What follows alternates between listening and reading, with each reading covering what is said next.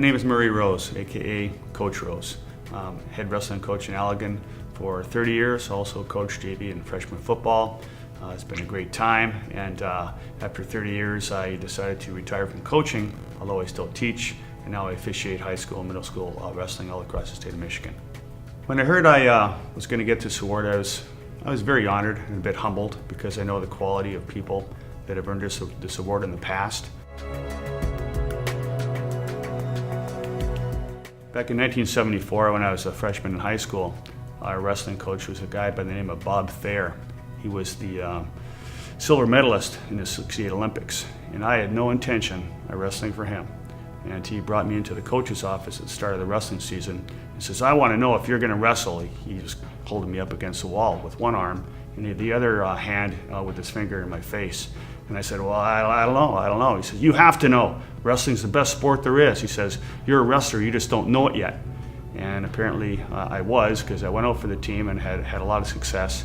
And after 2 years, Coach Thayer went on to coach the Canadian Olympic team for the '76 Olympics, and in came a guy by the name of Norm Sakamoto. He was a little Japanese guy with also a black belt in judo, and he was very influential in helping me be successful in high school, going on to wrestling college, and then really talking me into becoming a teacher and going into physical education.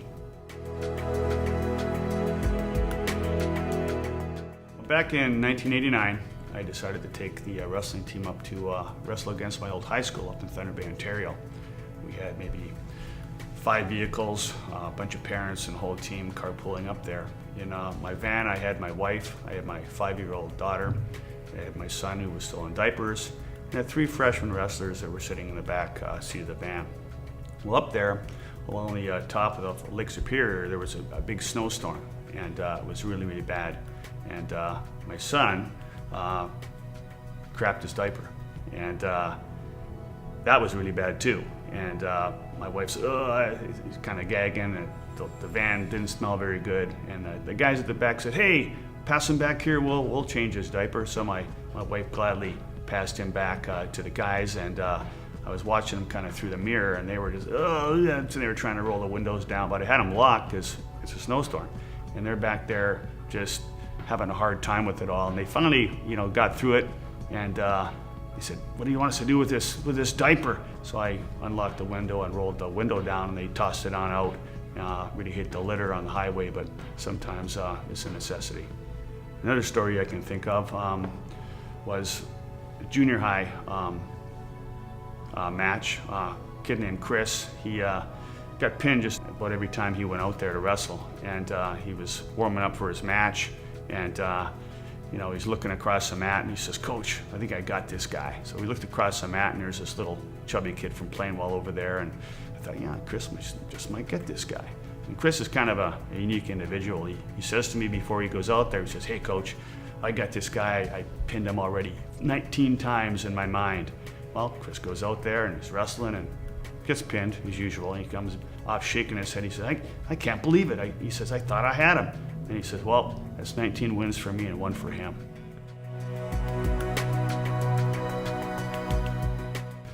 Talking to a new coach, I would tell them to just wade through all the crap that's going to happen to them in coaching.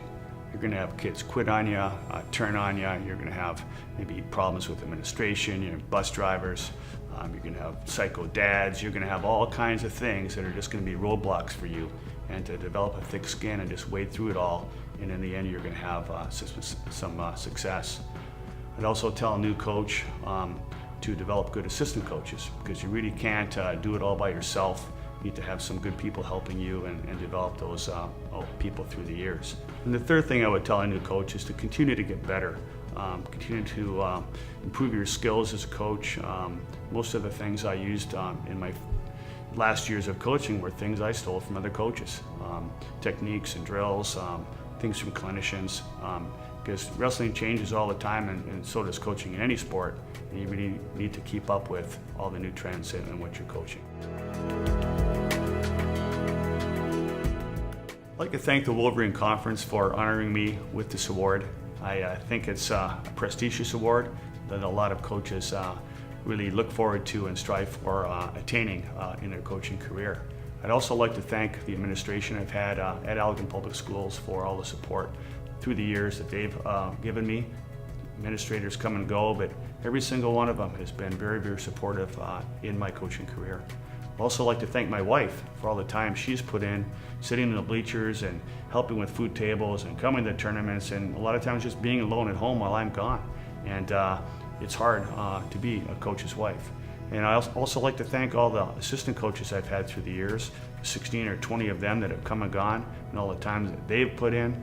It's, like I said before, something that it's hard to do coaching-wise without good assistant coaches.